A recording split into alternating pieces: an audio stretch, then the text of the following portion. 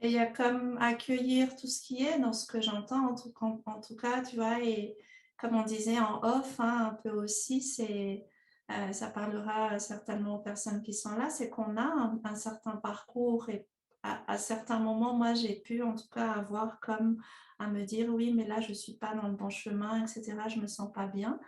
Mais à un moment donné, c'est aussi accepter que tout ce parcours-là a un sens, en fait. Comment est-ce que toi, tu as vécu ça? Mais c'est exactement ça. Finalement, j'ai développé plus de capacités dans ma vie personnelle que dans ma vie professionnelle. Toute la capacité de résilience, les capacités d'organisation, de planification que j'avais appris dans ma vie personnelle, mais par défaut, parce que j'ai évolué dans un environnement qui était déstructuré. Il n'y avait pas de structure. Donc moi, j'ai dû me créer vraiment une structure interne très forte, me mettre et créer mes propres règles de vie, on va dire, pour pouvoir avancer, me construire et être l'humain que j'avais envie d'être.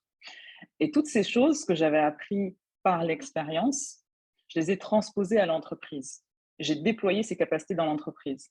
Et c'est là où je dis tout le temps à mes clients, ce que vous vivez, ce que vous expérimentez chaque jour, que ce soit au travail ou à la maison, c'est là pour vous apprendre quelque chose, mais surtout, vous devez vous en servir. Mm. Et là où j'ai eu une prise de conscience qui était très forte vers 30 ans, c'est que j'ai vécu dans un environnement qui était très pragmatique au niveau professionnel et qui nous invitait à être juste un professionnel, mais pas à être un humain. C'est-à-dire qu'on laisse à la porte toute notre vie en fait personnelle, nos traumas, nos humeurs, Et là, je me suis dit, mais en fait, moi, mes capacités, mes talents, ils sont révélés vraiment dans cette expérience de vie. Alors pourquoi je devrais tout dissocier? Et quand j'ai commencé à essayer d'unifier mon être, c'est là que quelque chose s'est passé. C'est là que j'ai commencé à travailler différemment. C'est là que j'ai créé ma société. Et je me suis dit, bon, j'étais encore un peu coincée dans mon mental. Quand j'ai créé ma société, j'ai voulu aussi accompagner de manière pragmatique. Mais finalement, les personnes qui arrivaient à moi avaient cette dissociation et arrivaient sur le même chemin que j'avais parcouru. C'est-à-dire, je ne veux plus être dissociée. Mm. Je veux plus être dissociée de mes émotions et je veux plus être une personne au travail et une personne à la maison. Comment je fais pour être dans la globalité de mon être tout le temps? C'est juste être. Euh, à quel point est-ce qu'on se coupe en fait? À quel point est-ce qu'on se fragmente, on se dissocie de qui on est? Parce que voilà, effectivement, il y a ces codes, hein, et surtout au niveau professionnel des entreprises, de se dire, ben, il y a des choses qui passent pas la porte en fait. Mais justement, toi, Edmé, dans ce parcours, dans ton expérience, qu'est-ce qui fait que ça peut être aussi difficile pour certaines entreprises encore, tu vois, et pour certains dirigeants aussi, de laisser passer la lumière? De laisser passer la lumière. Et ben, j'ai envie de te dire, c'est toujours le même point, on en revient à la conscience de qui nous sommes. Parce qu'on a fait croire à l'homme que euh, la source de sa puissance, qui sont les émotions, l'intuition, le corps, cette connexion qu'on peut avoir au sensible, était quelque chose de mauvais, était une faiblesse. Et quoi de mieux pour enlever sa puissance à quelqu'un, de lui faire croire que son principal atout, c'est quelque chose qu'il ne doit pas exploiter. Et c'est ce qui se passe aujourd'hui dans les entreprises. C'est que dans l'ancien monde, où on avait un mental qui était omniprésent, on avait une intelligence pragmatique, logique qui est vraiment très, très présente, euh, on en vient à fonctionner à l'envers, à se dire quelqu'un qui réussit dans les affaires, c'est quelqu'un qui se coupe de ses émotions.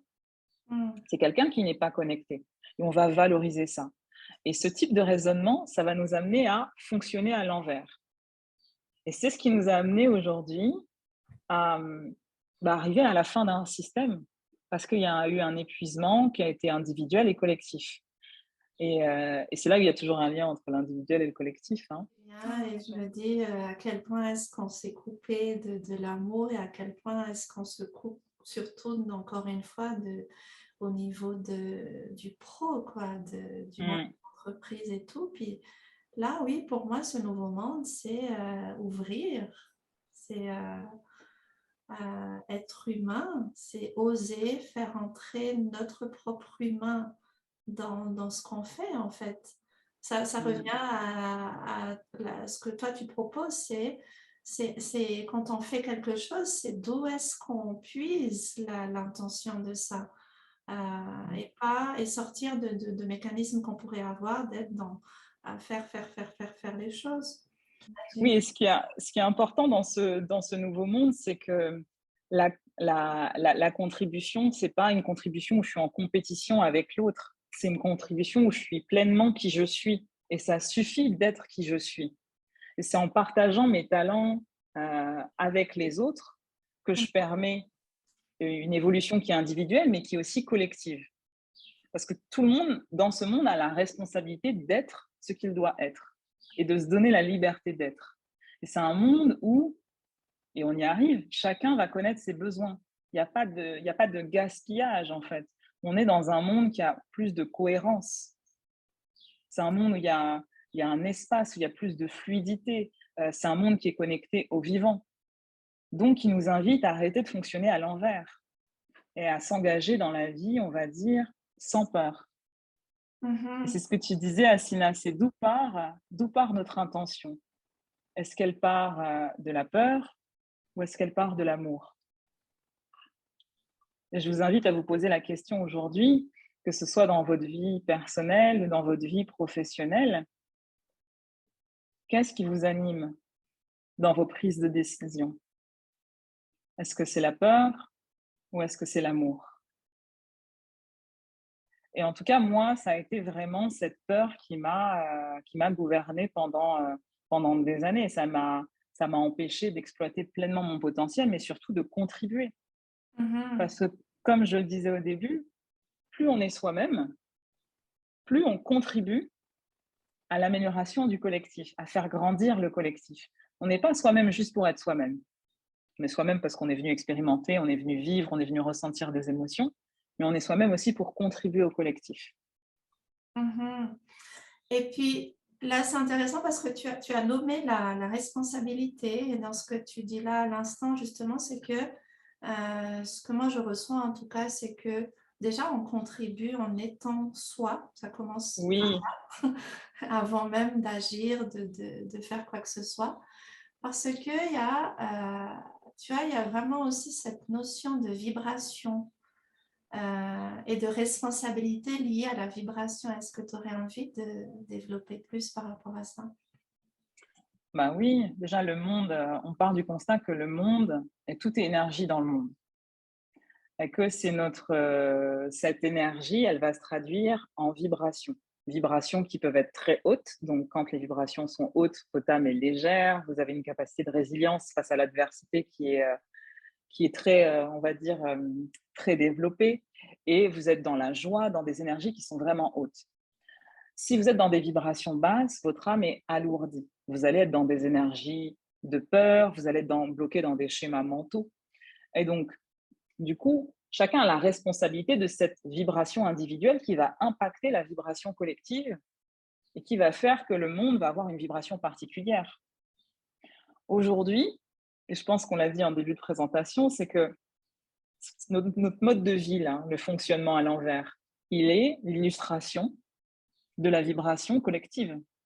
C'est-à-dire qu'il y a plus de personnes qui ont des vibrations qui sont basses, coincées dans leur mental, coincées dans leur mal-être. Et du coup, c'est ça qui va créer notre réalité. Et là où on peut se poser la question, c'est si au niveau individuel, on fait en sorte de se mettre dans des conditions pour vibrer haut, pour être nous-mêmes, pour être dans la joie, dans l'amour, d'être dans des énergies qui sont hautes. Le collectif va être impacté et la vibration de la Terre va être impactée. Donc notre réalité va être différente. Et ça, c'est pas de la magie.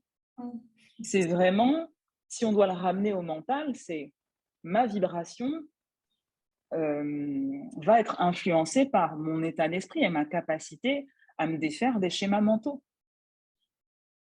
Et on a ce pouvoir-là. Bah, bien sûr qu'on a ce pouvoir-là, parce que On a tout ce pouvoir-là. Et c'est le fait de ne pas attendre, en fait, suivant des situations. Puis il y a des moments où on n'est pas bien et puis c'est OK, c'est la vie, c'est comme ça. Mais moi, ce que j'entends et depuis les différentes interventions qu'on a dans ce congrès, c'est ne pas attendre que l'extérieur bouge ou que l'extérieur change. Ça vient de nous. On a ce pouvoir formidable, en fait, de création qui commence par se rencontrer soi, revenir à soi. exactement. Et Mm. notre vibration, elle est impactée par nos pensées. Pourquoi je ramène les choses au mental? Parce Mm. que c'est ce que la plupart des gens font et c'est ce dans quoi on s'enferme. Notre capacité à développer une intelligence sensible, c'est une capacité à rencontrer notre part d'ombre. La part d'ombre, c'est quoi? C'est nos croyances limitantes, c'est nos préoccupations, c'est nos peurs, nos blessures. C'est comme des nuages qui passent dans le ciel. Et on a deux options. Soit on est libre et conscient et on se dit, bah, ces nuages passent, je vais les observer, passer, sans m'y attacher, sans m'y associer, sans associer mon être et ma nature, mais je ne vais pas être dans le déni, ils sont là. Mm. Soit je suis emprisonnée dans mon mental et je vis, on va dire, la tête dans les nuages. Et du coup, je m'associe en tant que personne à ces nuages qui ne sont que passagers. Et la liberté de l'homme aujourd'hui, c'est de se dire, j'ai vraiment ces deux options. Soit je regarde les nuages qui passent, soit je m'associe à ça. Mm. Est-ce que c'est là où, quand toi, tu nommes l'intelligence sensible, tu vois, c'est cette capacité à... Moi, j'entends le non-attachement, en fait. Ou de ne Euh, pas s'identifier à, est-ce que c'est ça? Ne pas alors, s'identifier à... c'est c'est le point de départ. Mm. L'intelligence sensible, la base, c'est l'intelligence émotionnelle, traditionnelle, dont vous pouvez entendre parler partout. C'est comment je vis en harmonie avec mes émotions, comment je les accueille, comment j'arrive à me servir de mes émotions pour faire tout ce que j'ai envie de réaliser dans ma vie, pour me connecter à moi-même et aux autres. Ça, c'est l'intelligence émotionnelle de base. L'intelligence sensible, elle va au-delà. Je me connecte à moi-même, je me connecte à mon corps, à mes émotions, à mon intuition, mais comment je me connecte à quelque chose de plus grand, à la nature, au collectif, à ce que certains vont appeler Dieu la source, pour vivre l'expérience que je dois vivre ici sur Terre. Donc, dans l'intelligence sensible, vous avez tout ça.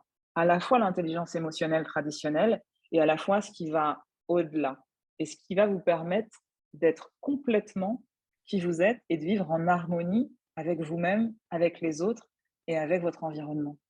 Mm.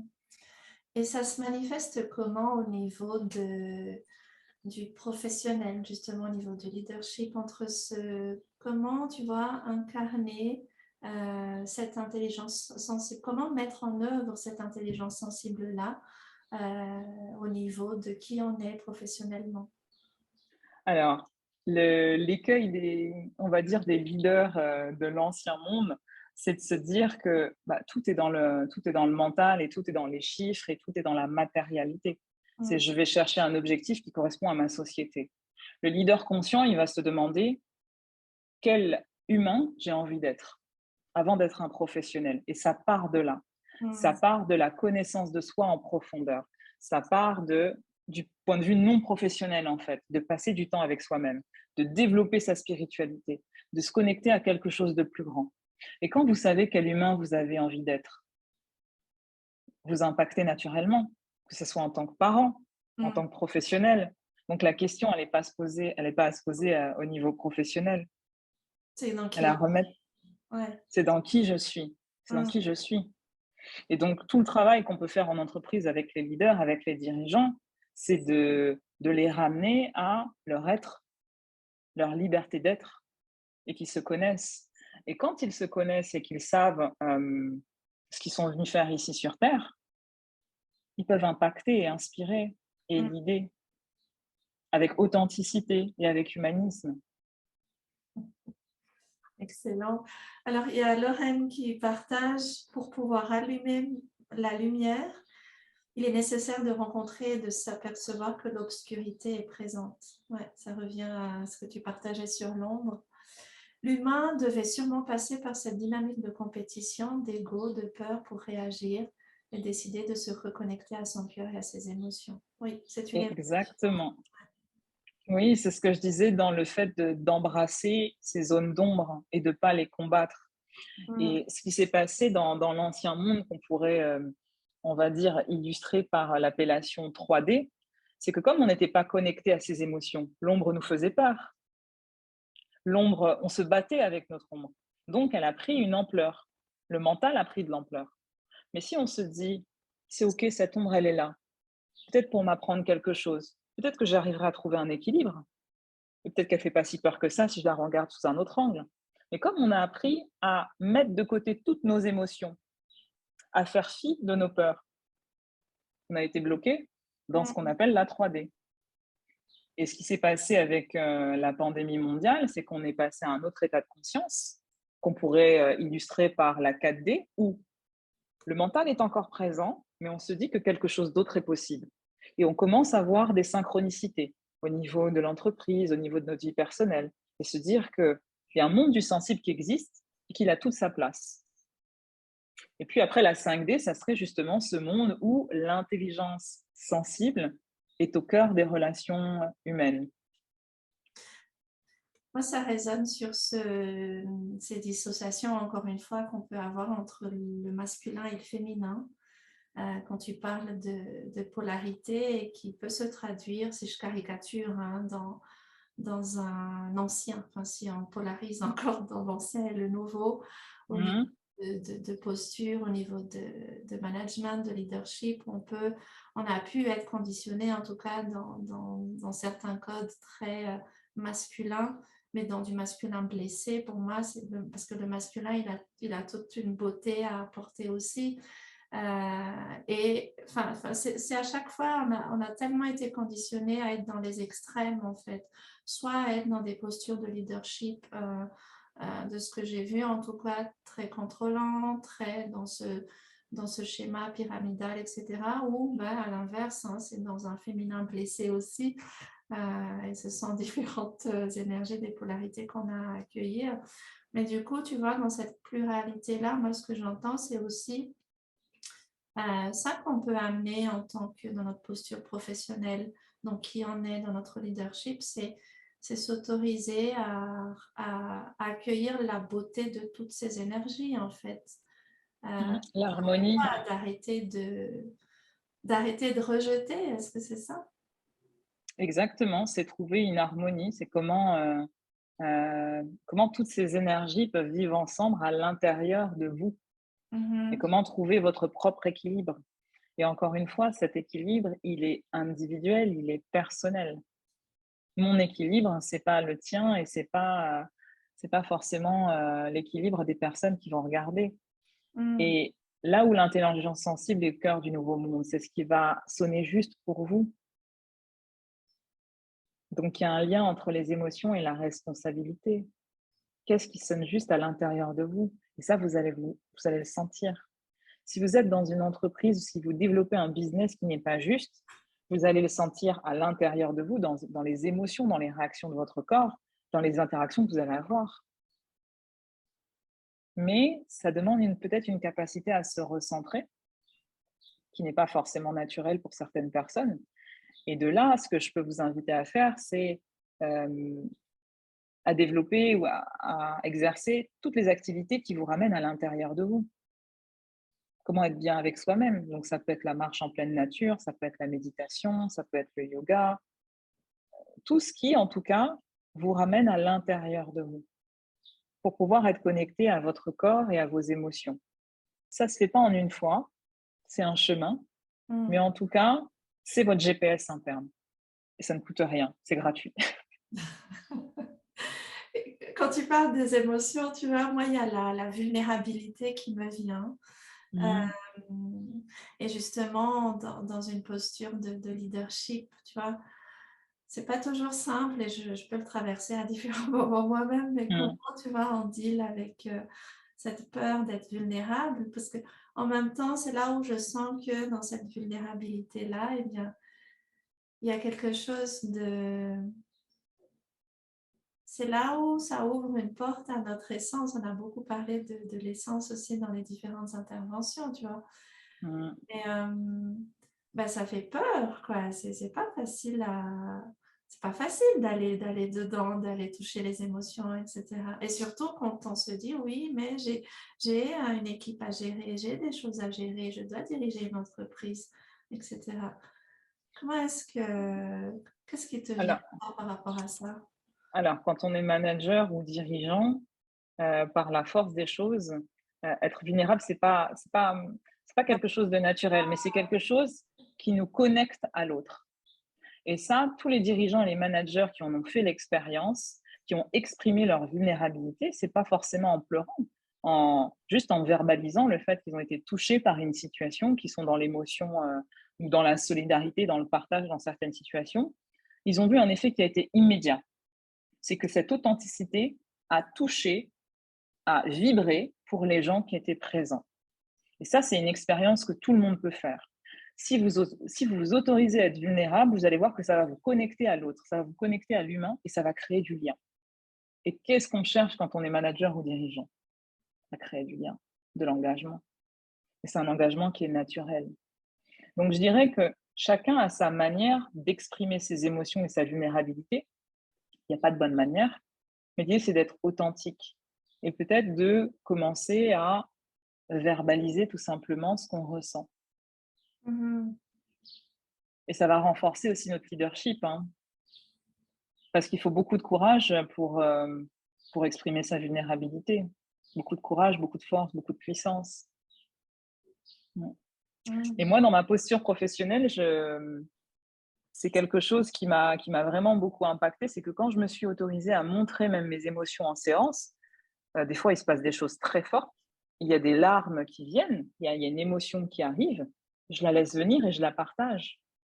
Et ça n'a pas remis en cause ma posture professionnelle, bien au contraire. Bien au contraire, ça m'a connectée à mes clients. Tu es encore vivante. Et oui, je suis encore vivante, je suis encore vivante. Mais je Intéressant. me suis laissé la possibilité d'être traversée par ça. Mhm. Ouais.